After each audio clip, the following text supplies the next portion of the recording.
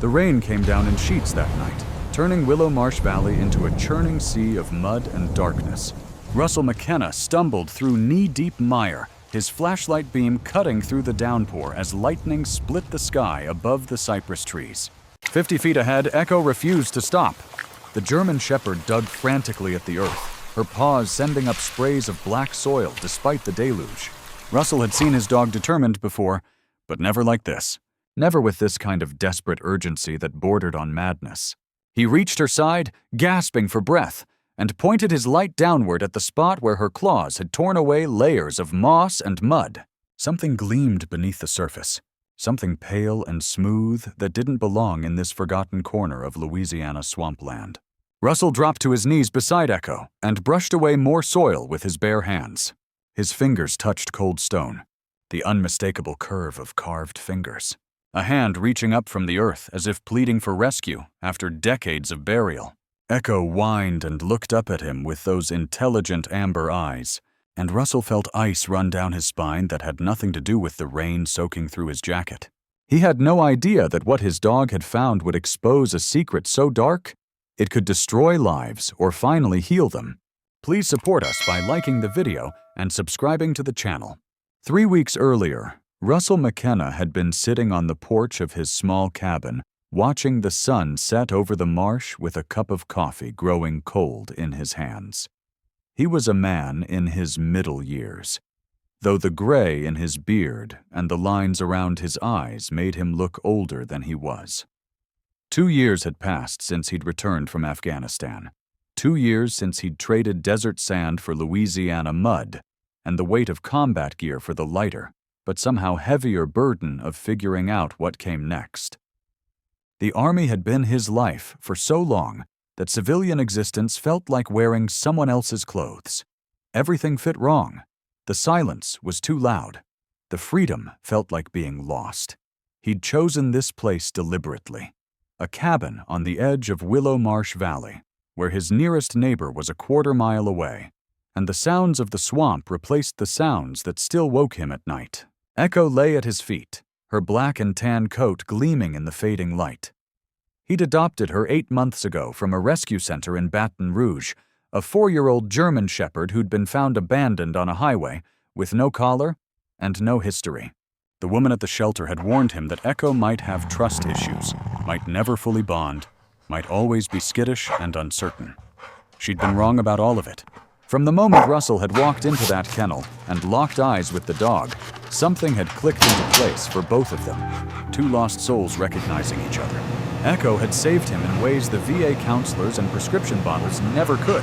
When the nightmares came, when the walls started closing in, and his heart raced for no reason his conscious mind could name, Echo was there.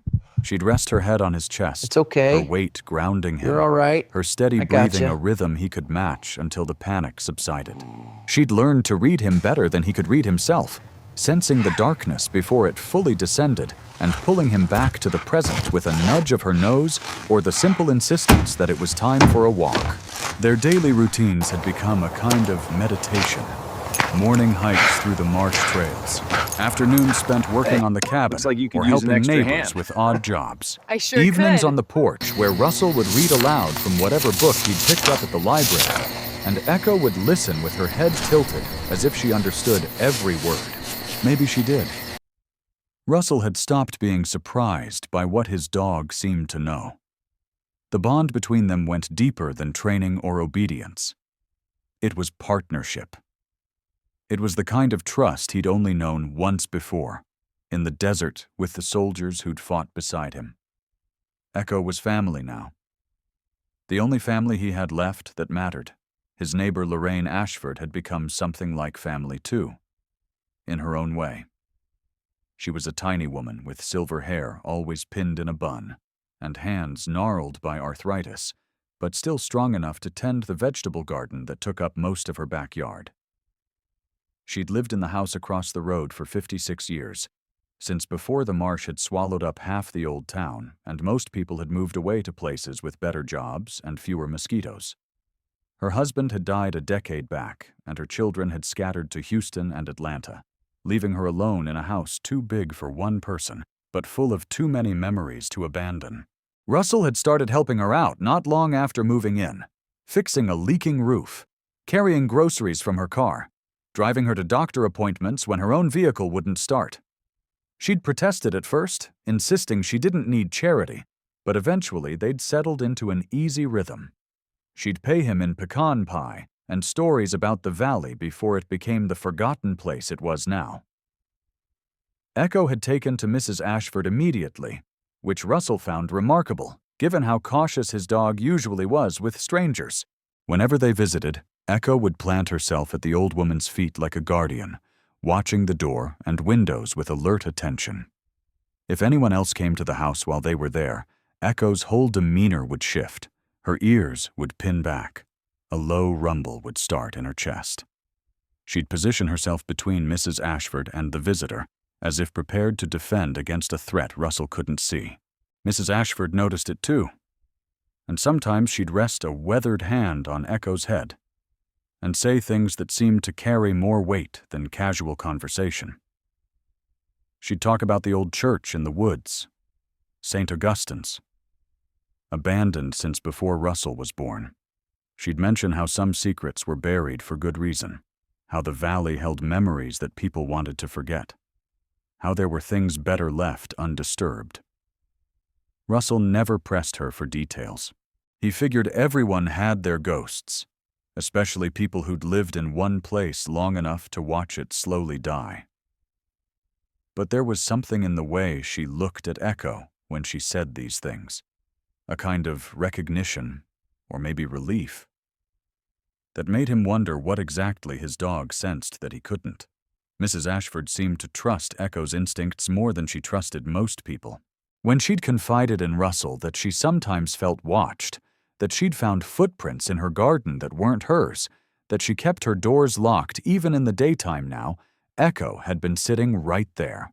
The dog had looked at the old woman with those knowing eyes, and Mrs. Ashford had whispered, "She understands.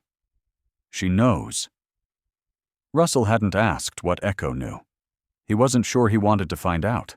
Then Blake Torrance arrived in the valley, and everything started to shift like mud sliding toward a sinkhole.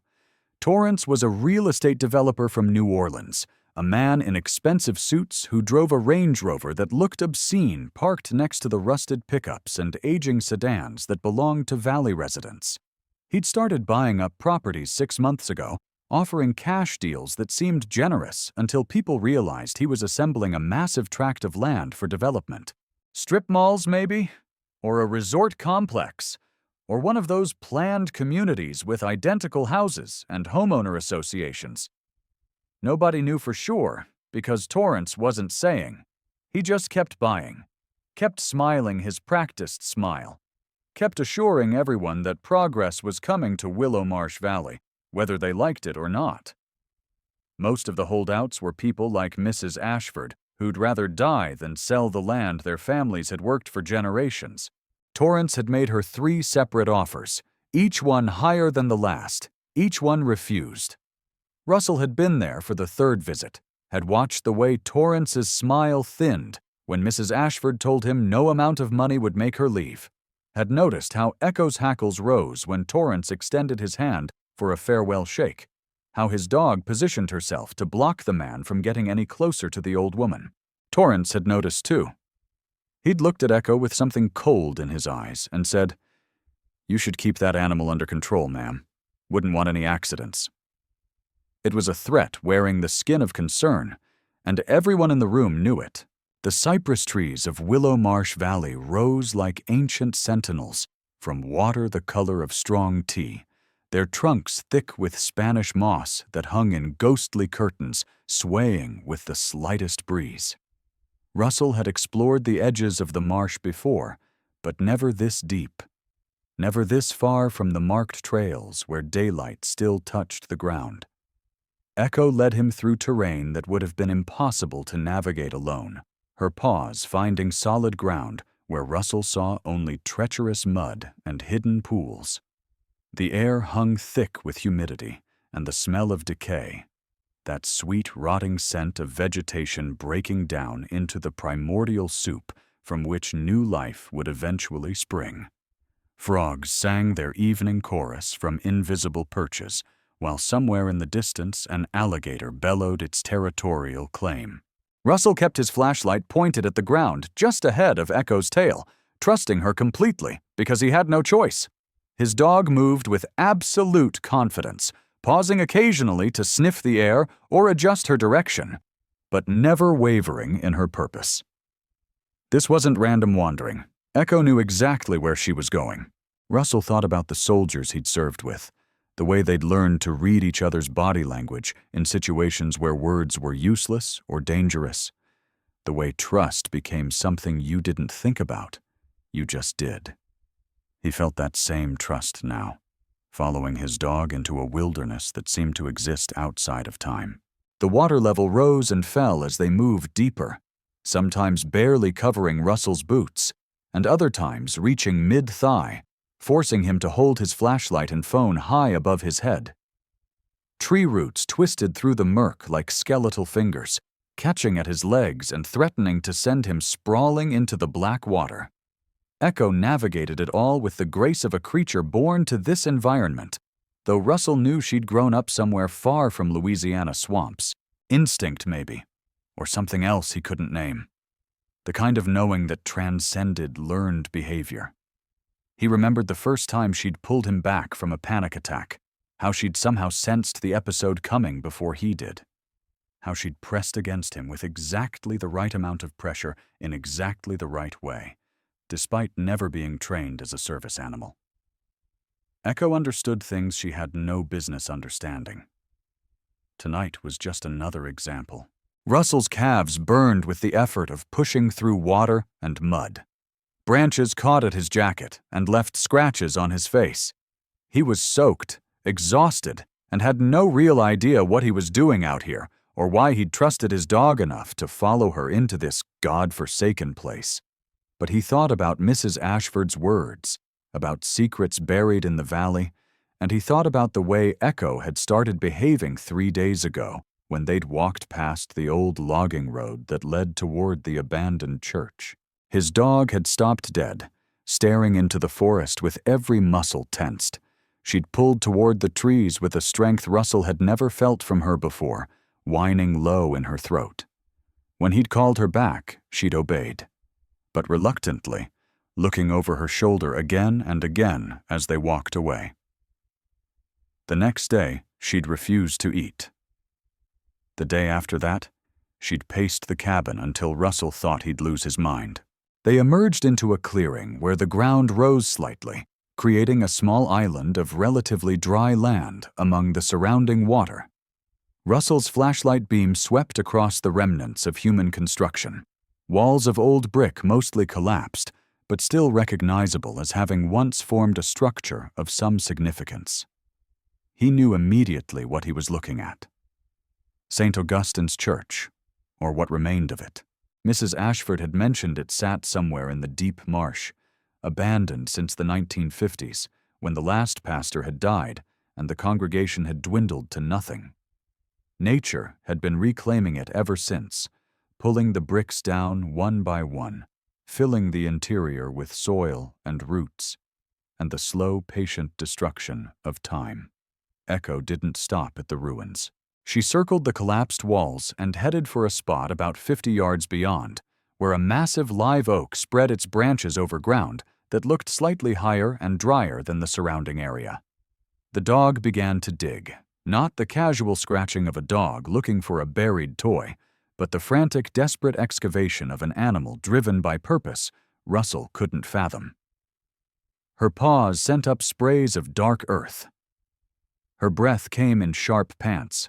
Russell knelt beside her and added his hands to the effort, scooping away mud and moss and the accumulated debris of decades.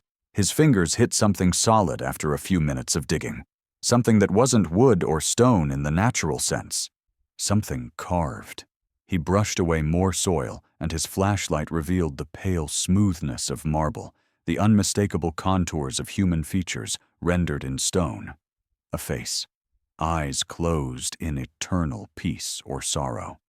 The statue was buried at an angle, as if it had been placed in the ground hastily, without ceremony, hidden rather than interred. The next morning, Russell sat across from Pastor Samuel Hawthorne in the small office attached to the New Testament Baptist Church on the valley's main road. Samuel was a man whose face carried the gentle lines of someone who'd spent a lifetime listening to other people's troubles and trying to ease their burdens.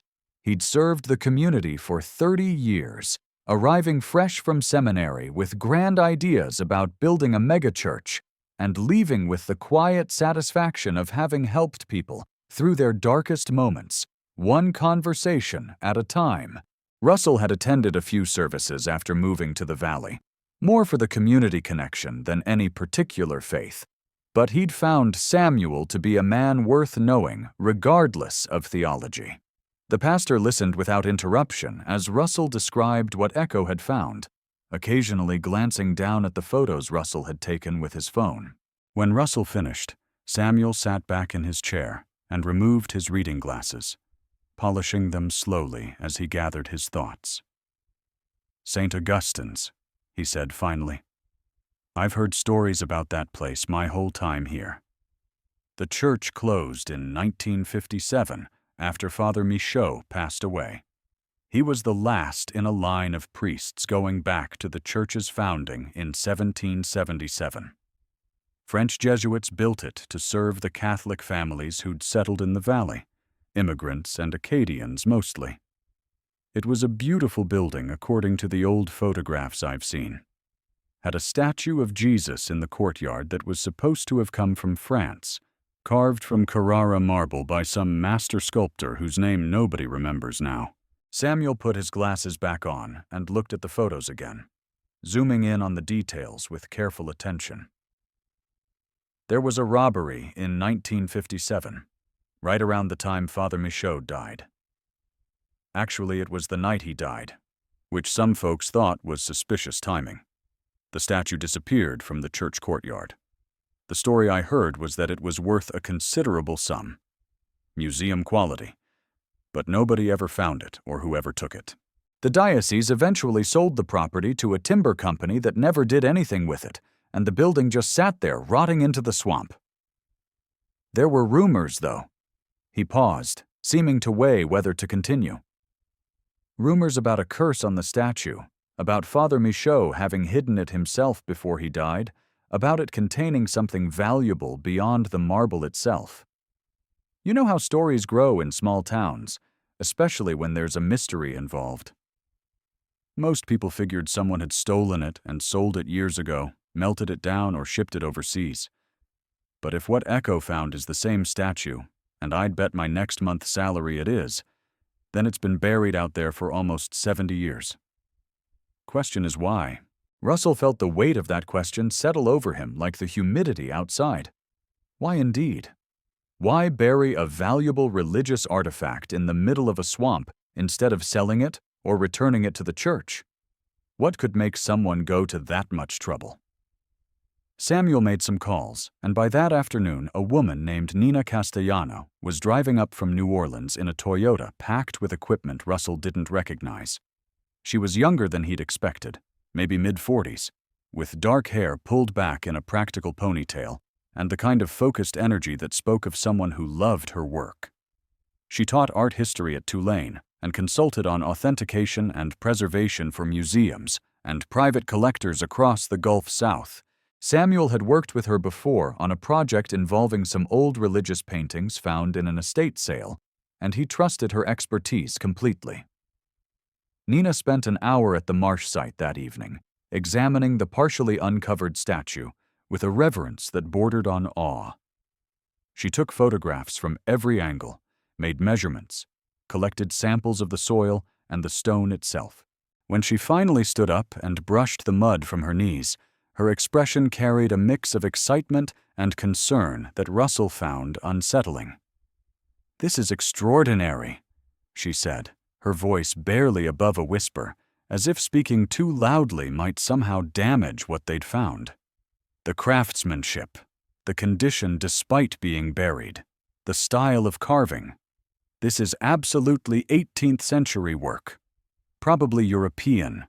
possibly Italian. If this came from the church Samuel described, it's worth conserving regardless of monetary value. It's a piece of cultural heritage. But there's something else. She pointed to the base of the statue where her excavation had revealed more of the structure. See this hollow sound when I tap here? This statue has a compartment inside it, a cavity. Statues like this sometimes had reliquaries built into them, places to store religious artifacts or documents. If someone went to the trouble of burying this, maybe it wasn't the statue itself they were hiding. Maybe it was what's inside. The implications of that hung in the air between them as the sun set over the marsh and mosquitoes began their evening assault. Russell felt Echo press against his leg, her solid warmth grounding him the way it always did when his thoughts started spiraling. Nina wanted to transport the statue to her lab at the university, where she could X-ray it and determine what, if anything, was hidden inside. It would require careful excavation, proper equipment to lift it without damage, permits probably, and time. Russell agreed immediately, but as they walked back toward the cars, he couldn't shake the feeling that they were opening something that had been sealed for good reason. That night, he sat on his porch with Echo at his feet, unable to sleep, replaying Mrs. Ashford's warnings in his head. Some secrets were buried for a reason. Some things were better left undisturbed. He thought about Blake Torrance and his relentless buying of valley properties, about the way the man had looked at Mrs. Ashford's house like he was mentally calculating its value. He thought about the timing of all this, how Echo had started acting strange right around when Torrance had intensified his acquisition campaign. Maybe it meant nothing. Maybe it meant everything. Russell had learned in the desert that coincidences were sometimes just coincidences, but ignoring patterns could get you killed. He made a decision then, sitting in the darkness with his dog's steady breathing, the only sound besides the frogs and crickets. Whatever they found inside that statue, whatever reason it had been hidden for 70 years, he was going to see it through, for Mrs. Ashford, who'd lived under the shadow of some unnamed fear. For the valley and the people Torrance was trying to erase. For himself. Because maybe this was the mission he'd been waiting for, without knowing it. The knock on his door came near midnight, so soft Russell almost missed it over the sound of rain that had started an hour earlier. Echo heard it, though, her ears perking forward and a low growl rumbling in her chest. Russell opened the door to find Mrs. Ashford standing on his porch, wrapped in a raincoat that swallowed her small frame, her face pale and frightened in a way that sent alarm racing through him. He ushered her inside immediately, helping her out of the wet coat while Echo pressed close to the old woman with obvious concern. Mrs. Ashford's hands shook as she accepted the cup of tea Russell made, and when she finally spoke, her voice carried the weight of decades. "I heard you found something in the marsh," she said. "Pastor Samuel called to tell me. He thought I should know because of the church history. But Russell, there's more to it than history. There's a reason that statue was buried, and a reason my family has kept quiet about it for 3 generations. She looked down at Echo, who'd rested her head on the old woman's lap, and something in her expression softened. "Your dog knows." "I don't know how, but she knows. Animals sense things we've trained ourselves to ignore." She took a shaky breath and continued. "My grandfather was the night watchman at St. Augustine's in 1957. He was there the night Father Michaud died. He was there when they buried the statue. And he was threatened, told that if he ever spoke about what he knew, they'd kill him and everyone he loved." Russell spent the next 2 days making arrangements with Nina to transport the statue safely from the marsh to her laboratory at Tulane University. They rented a small trailer and purchased industrial lifting equipment, along with foam padding and protective wrapping that would keep the marble from sustaining any damage during the journey. Nina insisted on doing everything by the book, documenting each step with photographs and detailed notes that would satisfy any future questions about provenance and handling. Russell appreciated her thoroughness, even as part of him wanted to rush the process, to get the statue opened and discover what secret had kept Mrs. Ashford's family living in fear for 68 years. Echo seemed to share his impatience. She'd become even more restless since Mrs. Ashford's midnight visit, pacing the cabin at odd hours and staring out windows as if watching for threats Russell couldn't see. On the morning they loaded the statue onto the trailer, Echo refused to stay behind. She planted herself next to the truck's passenger door with an expression of absolute determination that Russell had learned not to argue with. Nina didn't object. She'd brought her own German Shepherd on fieldwork before and understood the value of a good dog's instincts. The three of them set out for New Orleans just after dawn, Russell driving his truck with the trailer hitched behind, Nina following in her Toyota, and Echo sitting alert in the passenger seat with her nose pressed to the window glass. The route took them south through bayou country, past towns that seemed to be slowly sinking back into the swampland that had birthed them. Russell kept checking his mirrors, watching the road behind them with the kind of vigilance that had become second nature overseas. He told himself he was being paranoid, told himself there was no reason to think anyone would care about an old statue being moved to a university lab. But Echo's behavior suggested otherwise, and he'd learned to trust his dog's instincts more than his own rationalization. An hour into the drive, Russell noticed the black SUV. It had appeared in his mirror about 20 miles back and had been maintaining the same distance ever since, staying 3 or 4 cars behind, but never dropping farther back or moving to pass. The highway was busy enough that it could have been coincidence, just another vehicle heading south toward New Orleans or the Gulf Coast. But when Russell took an exit to get gas and the SUV followed, his internal alarm started ringing louder. He pulled into a truck stop and watched in his side mirror as the SUV parked at the far end of the lot, 2 rows back but with a clear line of sight to Russell's truck. Echo's growl confirmed what Russell's gut was telling him. They weren't alone in their interest in the statue. He texted Nina to pull in behind him and stay close, then climbed out to pump gas while keeping his attention on the SUV. Its windows were tinted too dark to see inside, and the license plate was local, but generic, the kind of rental fleet vehicle that could belong to anyone. Russell finished pumping and walked into the truck stop, buying coffee he didn't want just to see if anyone from the SUV would follow.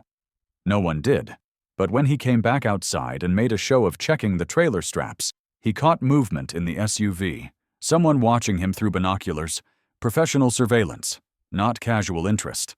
Russell's training kicked in automatically. He memorized the plate number, noted the make and model, logged the time and location in his memory. Then he climbed back in his truck, scratched Echo behind the ears, and pulled back onto the highway with Nina following close behind.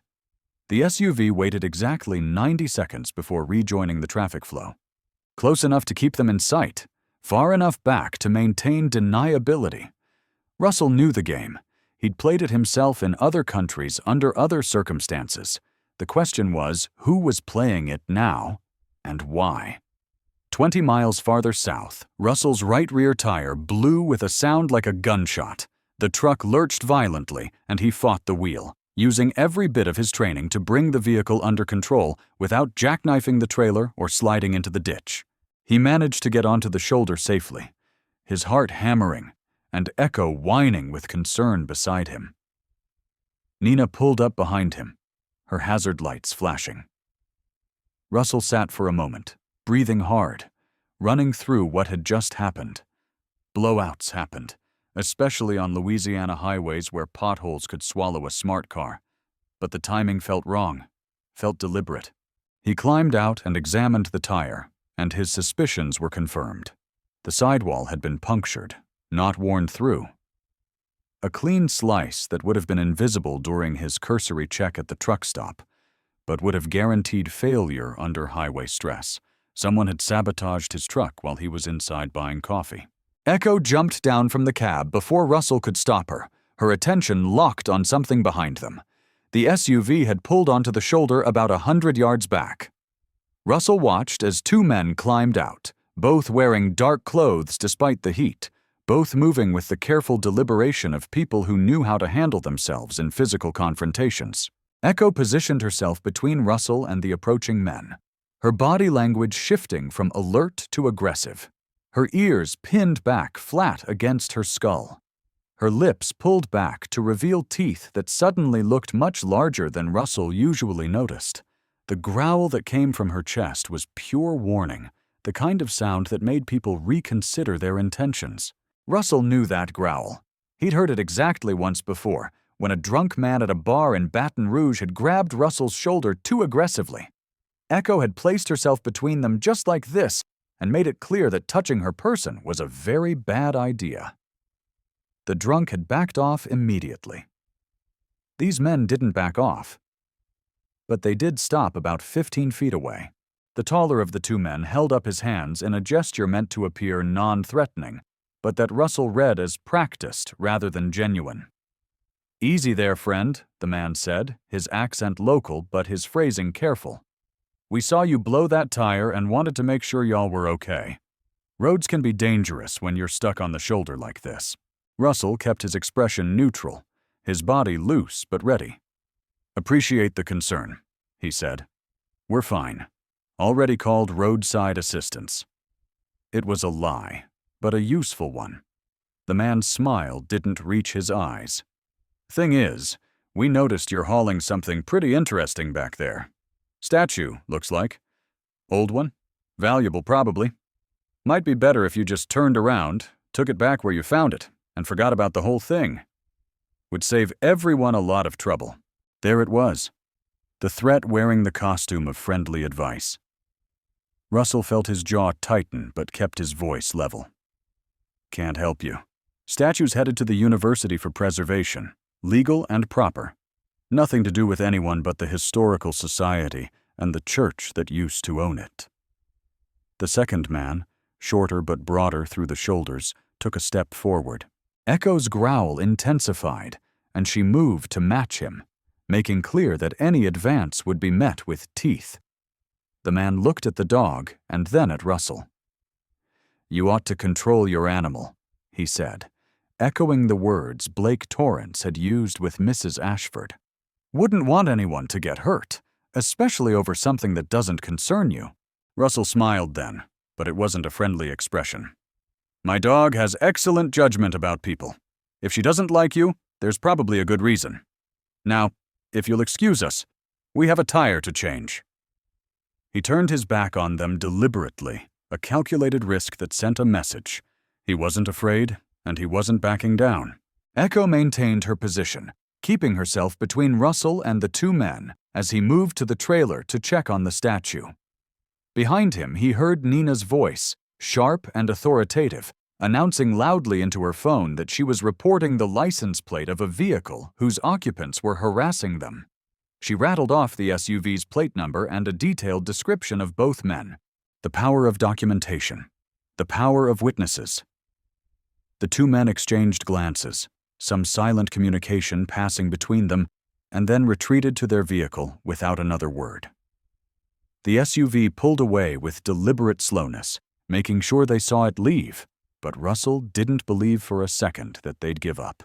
He changed the tire quickly, while Nina kept watch, and Echo maintained her vigilant position. His hands worked automatically, muscle memory from years of vehicle maintenance in conditions far worse than a Louisiana highway shoulder, but his mind raced through implications and possibilities. Someone knew they'd found the statue. Someone cared enough to follow them and try intimidation. Someone was willing to commit property damage and veiled threats to stop them from getting that statue opened, which meant Mrs. Ashford had been right. Whatever was hidden inside that marble, Jesus was worth protecting with criminal activity. The question was, what could be valuable enough to justify this level of concern after nearly 70 years? Religious relics, maybe, but those would be of interest to collectors or the church, not thugs in an SUV making threats on a highway. Historical documents, perhaps. But again, why the urgency and the muscle? Russell's gut told him this was about more than history or art. This was about power and secrets, and the kind of truth that people killed to keep buried. He thought about Blake Torrance and his aggressive land acquisition. thought about Mrs. Ashford's grandfather being threatened into silence. Thought about how sometimes the past and present were connected by threads that only became visible when you pulled hard enough. He finished tightening the last lug nut and stood up, his back aching and his shirt soaked with sweat. Echo came to his side immediately, pressing against his leg in that way she had when she sensed his stress rising. He rested his hand on her head and felt his breathing steady. "Good girl," he murmured. "You did good." She had done better than good. She'd protected him without hesitation, had read the threat in those men before Russell had fully processed it himself, had made it clear that anyone wanting to hurt her person would have to go through her first. That was the kind of loyalty you couldn't train into a dog. That was the kind of bond that went beyond obedience into something deeper. Partnership, family, trust absolute and unquestioning. Russell had known it with his squad overseas, and he knew it now with Echo. Whatever came next, they'd face it together. They took a different route to New Orleans after that, adding an hour to the trip, but avoiding the direct highway where surveillance would be easiest. Russell's paranoia felt fully justified now, and Nina didn't question the detour. She'd grown quiet after the encounter, her earlier academic excitement tempered by the reality that their historical discovery had very real and potentially dangerous implications. They stopped once more at a small town where Russell bought a prepaid phone and called Pastor Samuel to warn him that someone was actively trying to prevent them from examining the statue. Samuel's response was immediate concern for their safety and a promise to contact some friends in the New Orleans Police Department who might be willing to provide unofficial oversight. Russell appreciated the gesture, but doubted the police could do much about vague threats and a suspicious tire puncture. They arrived at Tulane's research facility as evening settled over the city, bypassing the main campus for a secured loading dock at the School of Liberal Arts building where Nina had arranged access.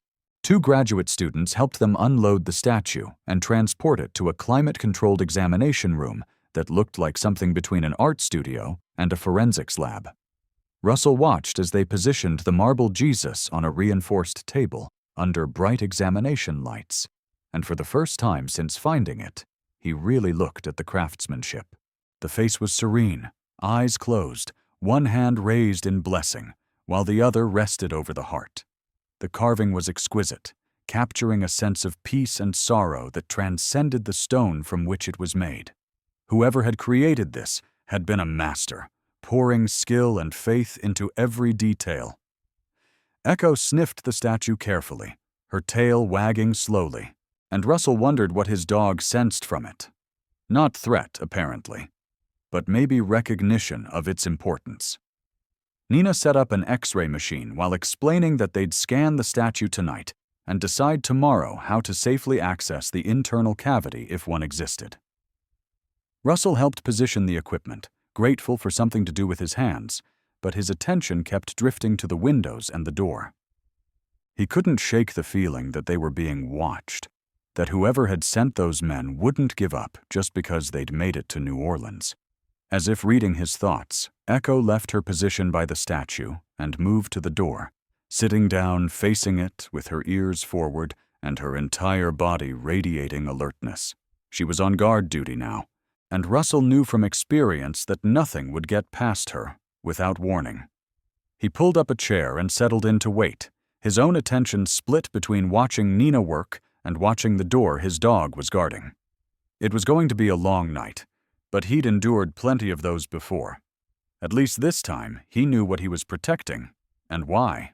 At least this time, the mission had meaning beyond survival. At least this time, he had Echo watching his back. And that made all the difference in the world. The X-ray images appeared on Nina's computer screen just after midnight, and the room fell into absolute silence as everyone stared at what the technology had revealed. Inside the hollow cavity of the statue, protected by the marble shell, were objects that had remained hidden for nearly 7 decades. Nina enhanced the images, zooming in on the details, her hand steady despite the excitement Russell could see in her eyes. "There," she said, pointing to shadows on the screen that resolved into recognizable shapes as she adjusted the contrast. Papers of some kind, wrapped in what looks like lead sheeting to protect them from moisture. And here, this cylindrical object could be a scroll case. The construction is definitely intentional. Someone designed this statue with concealment in mind, or modified it after the fact to create this space. She pulled up another angle. See these seams? The base was made to be removable, probably held in place by a locking mechanism inside. Whoever hid these items wanted them protected, but also wanted them to be retrievable by someone who knew where to look. Russell leaned closer to the screen, his mind working through the implications. Mrs. Ashford's grandfather had been there the night the statue was buried. Had he helped hide it? Or had he simply witnessed something he wasn't supposed to see? And why bury it in the marsh instead of keeping it somewhere accessible? Unless accessibility was the problem. Unless the point was to make sure no one could find it without extraordinary effort or extraordinary luck. Or maybe, Russell thought, looking at Echo, who still sat vigilant by the door, without a dog who somehow knew exactly where to dig. Pastor Samuel arrived early the next morning with coffee and pastries, and more importantly, with moral support for what they were about to do. Nina had decided that opening the statue required witnesses beyond her graduate students, people who could testify to the proper handling of whatever historical documents they found. Samuel's presence served that purpose, and his position as a religious leader gave additional weight to the proceedings. They gathered around the examination table while Nina explained her plan. She'd identified the seam where the base could be separated from the main body of the statue, and she'd located what appeared to be the locking mechanism, a clever arrangement of internal pins that would release when pressed in the correct sequence. It would take time and patience, but she was confident she could open it without damaging either the statue or its contents. Russell watched her work with tools that looked like they belonged in a dentist's office, making tiny adjustments and testing pressure points with the delicacy of a surgeon. Echo had abandoned her post by the door to sit beside Russell, leaning against his leg with her weight warm and solid. She seemed less agitated this morning, as if she knew they were close to whatever goal had driven her to dig in the marsh 3 weeks ago. An hour passed, then another, with Nina working in focused silence, broken only by occasional requests for different tools or better lighting. Then, with a soft click that seemed impossibly loud in the quiet room, something shifted inside the statue. Nina stepped back, exhaling a breath she'd been holding. "That's it," she said. The locks released. "Now we just need to carefully lift the main section away from the base." It took all 4 of them to accomplish it, Russell and Samuel supporting the weight, while Nina and her graduate assistant guided the separation. The marble was heavier than it looked, and Russell's shoulders burned with the effort of keeping it level and steady. But finally, it came free, revealing the hollow interior of the base and the objects that had been sealed inside for 68 years. The lead wrapping had done its job. When Nina carefully unfolded it, the papers inside were yellowed with age, but intact, the ink still legible despite the decades.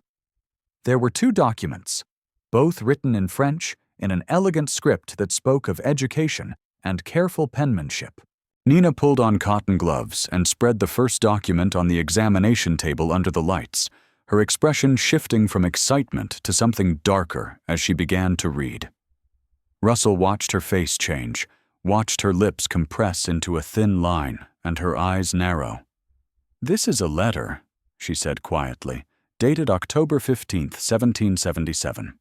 "It's written by a Father Jean-Baptiste Mercier, who I believe was one of the founding priests of St. Augustine's Church. It's addressed to his bishop in New Orleans, but apparently it was never sent. It's a confession." She paused, gathering herself before continuing. "Father Mercier is confessing to knowledge of a massacre. 47 enslaved people, men, women, and children, who were murdered and buried in a mass grave somewhere in what was then called the Willow Marsh Territory. He writes that he gave last rites to some of the survivors before they died from their wounds. and that they told him who was responsible for the killings. Nina's voice had dropped to barely above a whisper. He names 3 men as the architects of the massacre. Plantation owners who had discovered that the enslaved people were planning an escape to Spanish territory, and who decided that mass murder was preferable to losing their human property. He describes the killings in detail.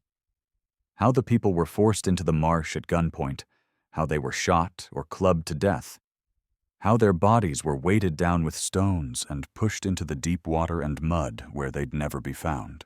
Pastor Samuel made a sound of anguish and grief, his hand coming up to cover his mouth. Russell felt his stomach turn with a cold rage that he recognized from other places and other times when he'd confronted the evidence of human evil. Nina continued reading, her voice steady but strained. Father Mercier writes that he confronted the 3 men, threatened to report them to the French colonial authorities in New Orleans. They laughed at him, told him that they owned the authorities as surely as they owned their slaves, and that a priest's word meant nothing against the testimony of wealthy landowners. They told him if he spoke of what he knew, they'd burn his church to the ground with his congregation inside it. So he kept silent. But he couldn't live with the silence. He wrote this letter, sealed it in this statue that was being installed at the church, and trusted that someday, somehow, God would ensure the truth came to light. Nina looked up from the document, her eyes glistening with unshed tears. He names the 3 men responsible: Etienne Beauregard, Claude Devereaux, and Jean-Baptiste Torrance. The last name hung in the air like a physical presence. Russell felt Echo tense beside him, her attention suddenly focused on the door again, a low growl building in her throat. Torrance, Samuel said softly. My God, Blake Torrance's ancestor. That's why he's been buying up the valley. That's why someone doesn't want this information coming out. If there's a mass grave out there, if it's on property he's trying to develop, if the historical connection to his family becomes public knowledge. He didn't need to finish the sentence. They all understood the implications. A historical atrocity connected to a prominent family. A cover-up that had lasted 2.5 centuries. And physical evidence that might still exist in the marsh, waiting to be discovered by archaeologists and historians who would finally give names and dignity to 47 people whose lives had been stolen and whose deaths had been deliberately forgotten. Nina turned her attention to the second document, which proved to be a hand-drawn map of Willow Marsh Valley as it had existed in 1777. The map showed the church, several plantation properties with the owners' names carefully labeled, and a location marked with a cross and the words Les Innocents written beside it in the same careful script. The innocent ones. The murdered. Their grave marked on a map that no one had seen for almost 250 years. Russell studied the landmarks, comparing them mentally to the modern geography of the valley. The map wasn't precise by contemporary standards, but it provided enough reference points that someone familiar with the area could probably locate the site. The cross was marked in a section of deep marsh, in an area that would be almost impossible to access without specialized equipment and knowledge of the terrain, or a dog who somehow knew where to go. Russell looked at Echo, who had stopped growling but remained alert, and wondered again what his dog knew that he didn't. How she'd led him to the statue, whether by incredible coincidence or by some instinct he couldn't begin to explain. Pastor Samuel had his phone out and was taking photographs of both documents, making sure there would be copies that existed outside this room. "We need to contact the authorities," he said.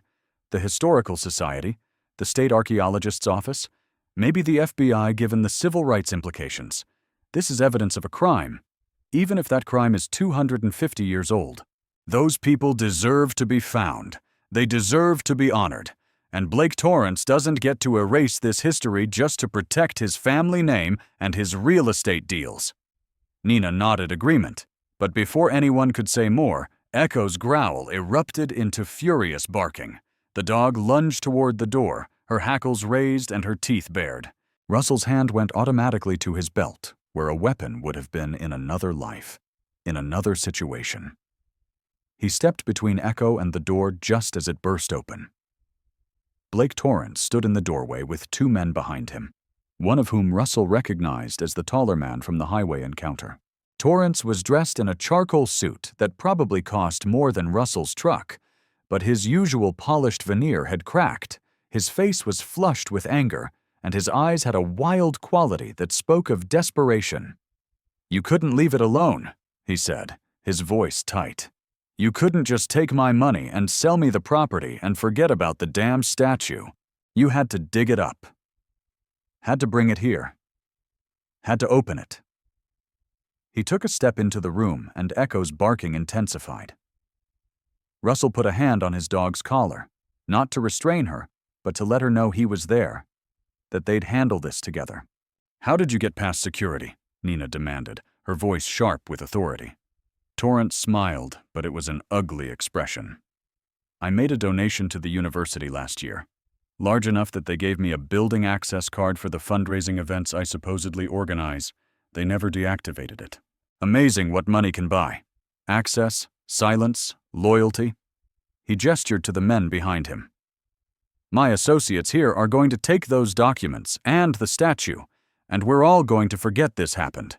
You're going to tell anyone who asks that there was nothing inside, that it was just an empty statue that got returned to the church for preservation. Simple. Clean." Everyone walks away. Russell felt a calm settle over him, the same calm he'd felt in combat when chaos resolved into clarity. "No," he said simply. Pastor Samuel stepped forward, his phone held up. "I've already sent copies of those documents to 3 different people. Uploaded them to cloud storage. Even if you destroy the originals, the information is out there. You can't suppress it." Torrance's face went from flushed to pale in the span of a heartbeat.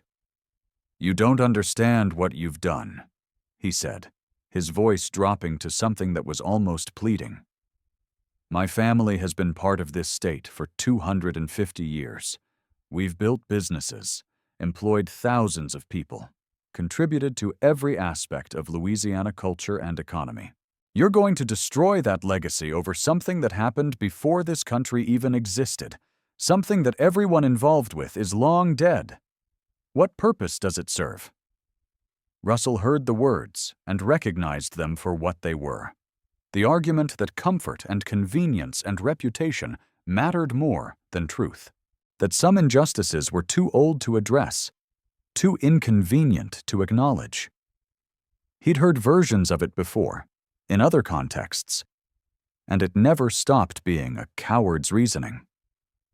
"Those 47 people matter," Russell said quietly. "Their names and their lives and their deaths matter. The fact that your ancestor participated in murdering them matters. The fact that you're willing to commit crimes right now to cover it up matters. You don't get to erase them for your convenience." Torrance's expression hardened. He nodded to his men. "Take the documents. Take the statue. If they resist, do what you need to do." The taller man moved toward the examination table where the papers lay. Echo exploded into motion before Russell could react, launching herself between the man and the documents with a speed and ferocity that shocked everyone in the room. She didn't bite, not yet, but she positioned herself in a way that made it absolutely clear that anyone who tried to take those papers would lose flesh in the attempt. The man backed up a step, his hand moving to his belt where Russell could see the outline of a weapon. Time seemed to slow. Russell's combat training assessed the situation in microseconds. 2 armed men, 1 dog, 3 unarmed civilians counting himself, Nina and Samuel vulnerable, Echo in immediate danger if this escalated. The room small enough that any violence would be close quarters and bloody. He needed to de-escalate or find an advantage, and he needed to do it now. The advantage arrived in the form of a voice from the hallway. "Step away from that room with your hands visible." 2 New Orleans police officers stood in the corridor, weapons drawn, professional and calm.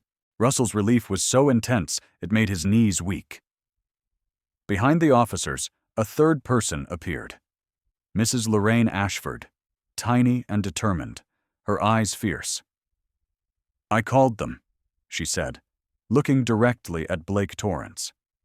"I told them everything my grandfather told me before he died, about how your grandfather threatened him, about how the Torrance family has been protecting this secret for generations, about how I've been too scared to speak up until now.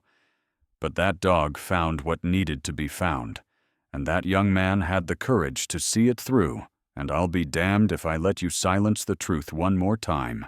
Torrance's shoulders slumped. The fight went out of him as he realized the game was over, that whatever strings he could pull wouldn't be enough to overcome police witnesses and documented evidence, and an old woman finally ready to testify. His men were already being handcuffed, already being read their rights. Torrance himself followed moments later, his expensive suit no protection against the reality of consequences he'd probably never expected to face. Russell watched them being led away and felt Echo lean against him, her aggression fading now that the threat was gone. He looked at Mrs. Ashford and saw her trembling, saw the toll that standing up had taken on her, and he crossed the room to offer his arm for support. She took it gratefully, and together they stood looking at the documents spread on the examination table. The words of a priest who'd lacked the power to stop an atrocity, but had found the courage to preserve the truth. The map that marked where forgotten people lay, waiting to be remembered. The next hours passed in a blur of police statements and phone calls and media inquiries that started the moment word began to spread about what had been discovered. Nina contacted the Louisiana State Archaeologist's office and the university's history department. Pastor Samuel reached out to civil rights organizations and genealogists who specialized in tracing the descendants of enslaved people. Russell gave his statement to the police, explaining how Echo had led him to the statue, how they'd been followed and threatened, how Blake Torrance had attempted to steal historical evidence. Mrs. Ashford told her family's story. The burden of enforced silence that had been passed down from her grandfather to her father, to her, and how relief felt mixed with grief for all the years the truth had been suppressed. Through it all, Echo stayed close to Russell, occasionally moving to check on Mrs. Ashford or to accept attention from Nina and the others, but always returning to his side. She seemed calmer now. The driven urgency that had characterized her behavior for weeks finally settled. Whatever instinct or purpose had guided her to that spot in the marsh, it had been fulfilled. The truth she'd helped unearth would now do its work in the world. And she could rest. By late afternoon, they were finally allowed to leave the university facility. Russell drove Mrs. Ashford home, with Echo riding in the back seat. And when they arrived at her house, he helped the old woman inside and made her tea while she sat in her comfortable chair looking more at peace than he'd ever seen her. "Thank you," she said simply. "For trusting your dog. For being brave enough to follow where she led. For giving my family's silence an ending." Russell didn't know what to say to that, so he just nodded and scratched Echo behind the ears. His dog looked at Mrs. Ashford with those intelligent amber eyes, and the old woman smiled. "She knew," Mrs. Ashford said. "Somehow she knew what needed to happen. Animals are like that sometimes. They understand things we've forgotten how to see." The evening news carried the story as their lead item. The discovery of historical documents detailing a massacre during the colonial period. The arrest of prominent developer Blake Torrance for attempted theft and obstruction of justice. The connection between the Torrance family and the historical crime. The plans for a forensic archaeological expedition to Willow Marsh Valley to search for the burial site and hopefully identify the victims who'd been erased from history. Russell watched the coverage from his cabin porch with Echo at his feet, and he thought about the strange path that had led from his dog's restless behavior to this moment. About how a German shepherd abandoned on a highway and a veteran trying to find purpose after war had somehow become the instruments through which an old injustice would finally be addressed. The mission wasn't over. The real work of excavation and identification and historical reckoning lay ahead. But the truth was in motion now, unstoppable. And Russell felt something shift in his chest. The same feeling he'd had after successful operations overseas, when a job well done meant people would be safer, or freer, or more just. Purpose. The thing he'd been searching for without quite realizing it. Pastor Samuel called to tell him that several historical organizations wanted to meet with them, that there was talk of a memorial and a museum dedicated to preserving the story of what had happened in Willow Marsh Valley. Nina texted to say that the documents were being transferred to climate-controlled archives where they'd be preserved and made available for researchers. Mrs. Ashford sent a message through a neighbor saying she was sleeping peacefully for the first time in years, and Blake Torrance, according to the news, was facing multiple charges and had seen his real estate empire begin to crumble as investors and partners distanced themselves from the scandal. Justice, Russell thought, looked like consequences catching up with people who'd thought themselves immune. It looked like the voiceless finally being heard, even across centuries. It looked like an old woman's fear being transformed into testimony. It looked like a dog digging in the mud until she found what needed to be found. Echo stirred at his feet, looking up at him with an expression that might have been satisfaction, or might have been simple contentment at being home and safe. Russell reached down to stroke her head and felt gratitude so profound it made his throat tight. "Good girl," he whispered. "The best girl. You saved more than just me, you know that? You saved people who've been waiting 250 years to be remembered." Echo's tail thumped against the porch boards, and somewhere in the marsh, the frogs began their evening song. And Russell sat in the gathering darkness, feeling more at peace than he had since coming home from war. 3 months passed between the night of Blake Torrance's arrest and the day the memorial was dedicated at Willow Marsh Valley. 3 months during which Russell watched the truth unfold its consequences, like ripples spreading across still water. The Louisiana State Archaeologist's Office assembled a team of experts who spent weeks carefully excavating the site marked on Father Mercier's map. They found what the priest had described, the remains of 47 people buried in the marsh, some still bearing evidence of the violent deaths they'd suffered. The recovery was treated with the reverence it deserved, each individual documented and handled with care. Their bones finally lifted from the mud that had hidden them for 2.5 centuries. Forensic anthropologists worked to determine what they could about the victims, their ages and genders, and any identifying characteristics that might help connect them to historical records. Genealogists combed through plantation documents and church records and the fragmentary archives that survived from colonial Louisiana, trying to give names back to the nameless. Some identifications were possible, others would remain uncertain. But every single one of the 47 would be honored at the memorial, their existence acknowledged and their deaths mourned by people who'd never known them, but who understood the debt that history owed. Russell attended the dedication ceremony on a bright October morning with Echo at his side, watching as hundreds of people gathered in the space that had been cleared and consecrated for this purpose.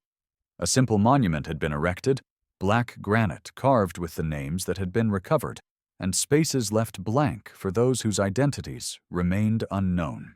47 names or blank spaces, and beneath them the words that Nina and Pastor Samuel and a committee of historians and community leaders had agreed upon. Here rest 47 souls whose lives were stolen and whose deaths were hidden. We remember them. We honor them.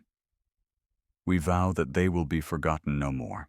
Mrs. Lorraine Ashford sat in a place of honor at the ceremony, and when the speeches began, she was invited to speak about her family's long silence and the weight that silence had carried.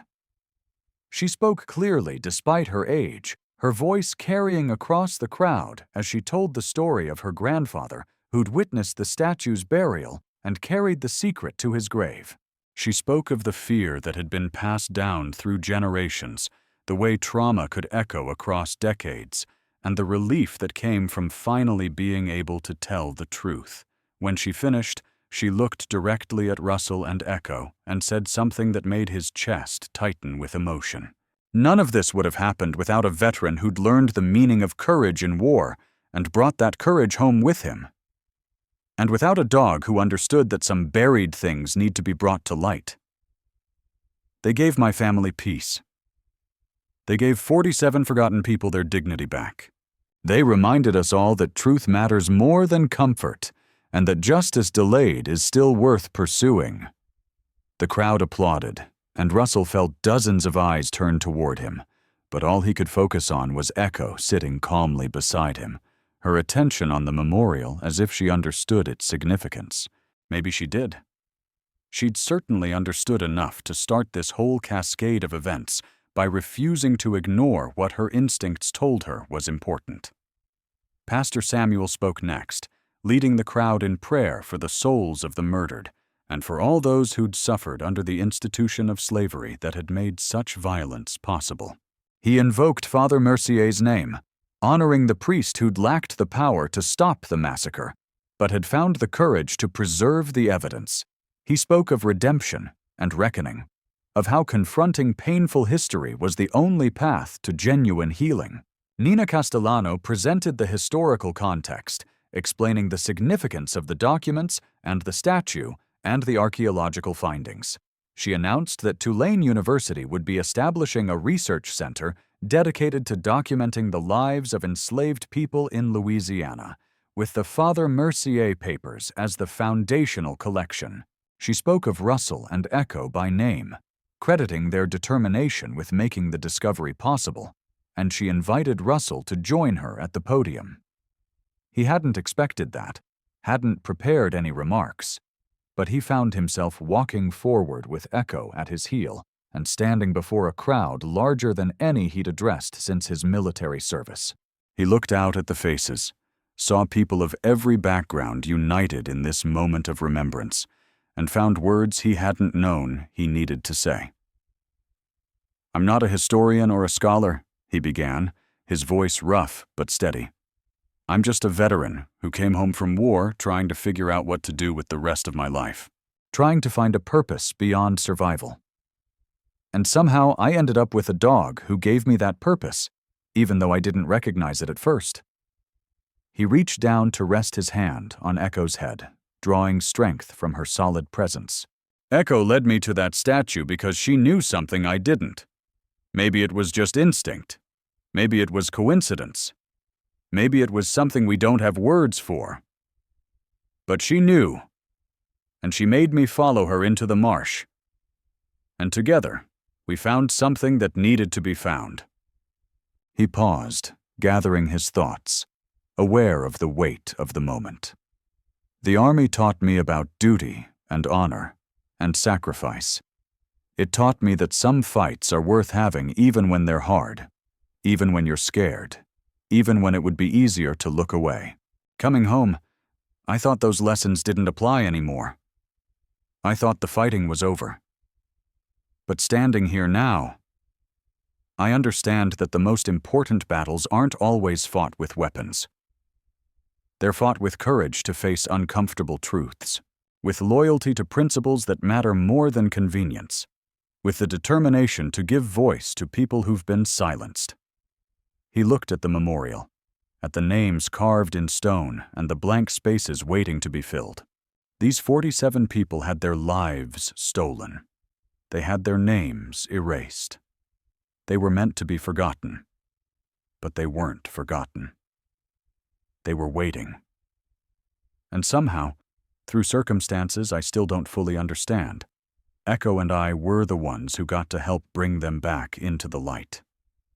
"That's the greatest honor of my life, and I hope we did them justice."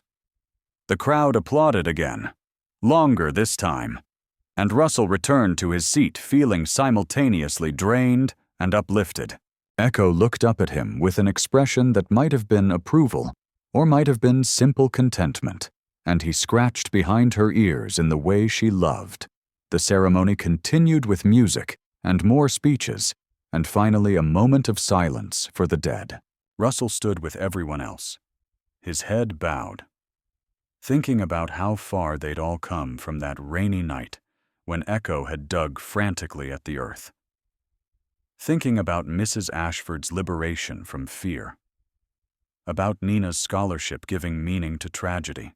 About Pastor Samuel's faith that truth and justice could prevail even against centuries of suppression. About how his dog had been the catalyst for all of it, the instrument through which history had corrected itself. After the ceremony ended, people approached Russell to thank him and to meet Echo, who accepted the attention with patient grace. Children asked if they could pet her, and Russell agreed, watching as his fierce protector transformed into a gentle presence who seemed to understand these small humans meant no threat. Someone from a national news network requested an interview. A documentary filmmaker wanted to tell the full story. A publisher inquired about a book. Russell deflected most of it, uncomfortable with attention he didn't feel he deserved, but he agreed to Nina's request that he participate in the university's research project by giving a detailed account of how the statue was discovered.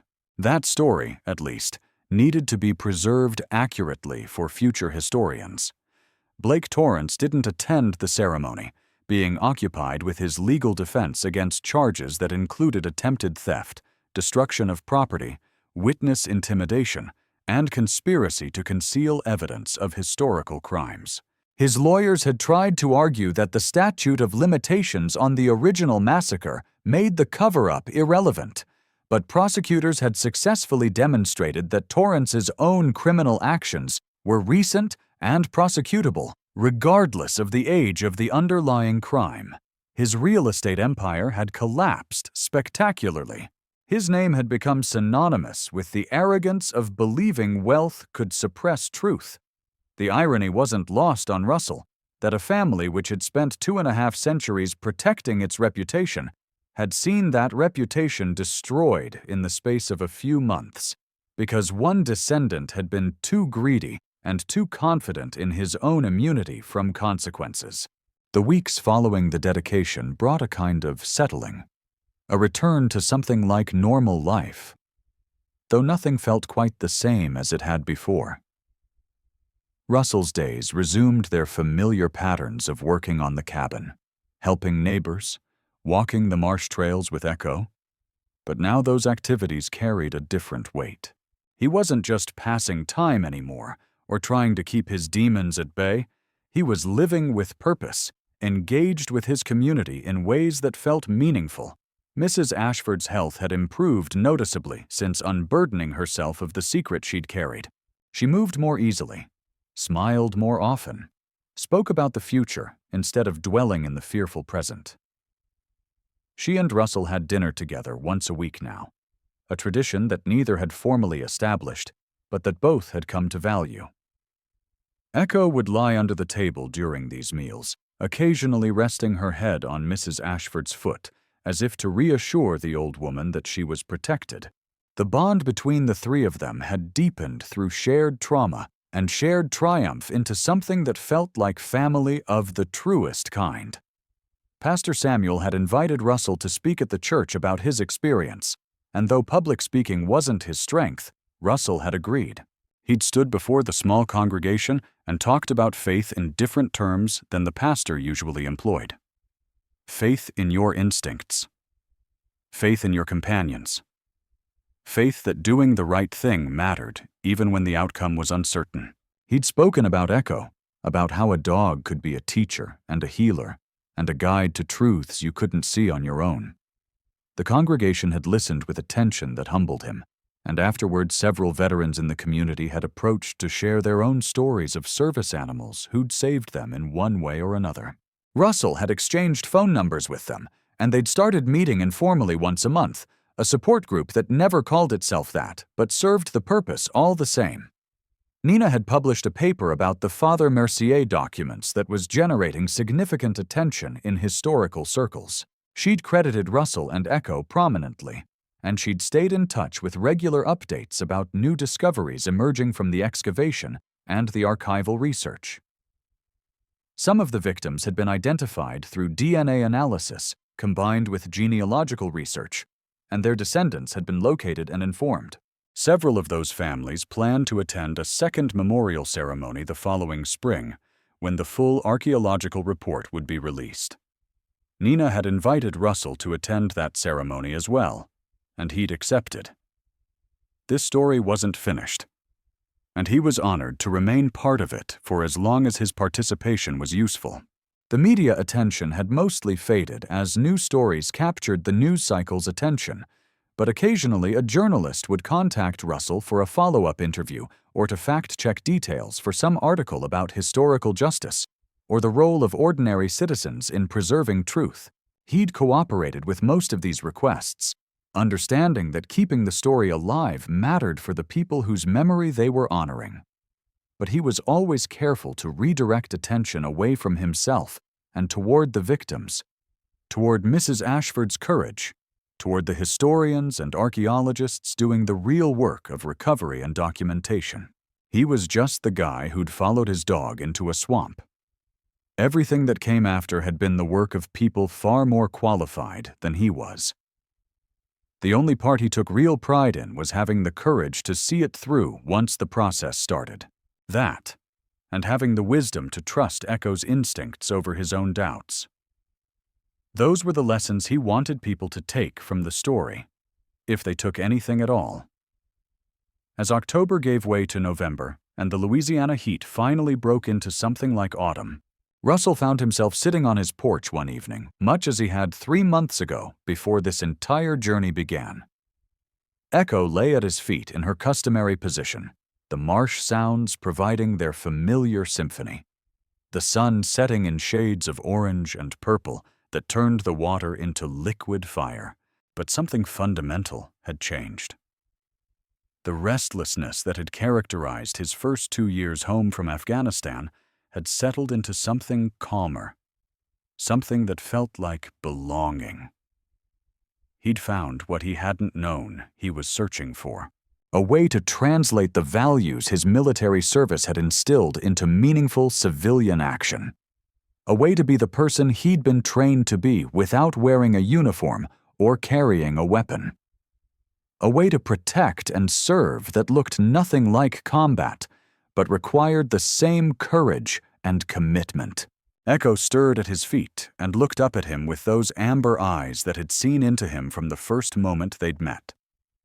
Russell smiled and reached down to stroke her head, feeling the familiar texture of her fur, the warmth of her body, the absolute trust that flowed between them in both directions.